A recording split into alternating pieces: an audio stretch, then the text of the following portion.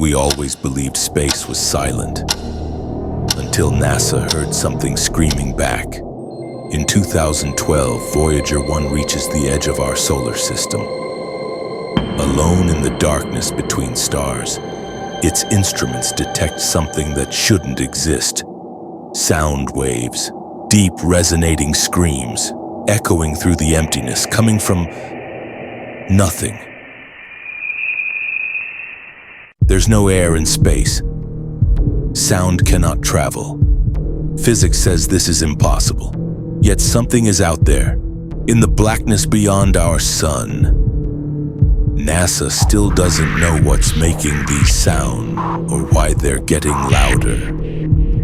Follow for more mysteries about space.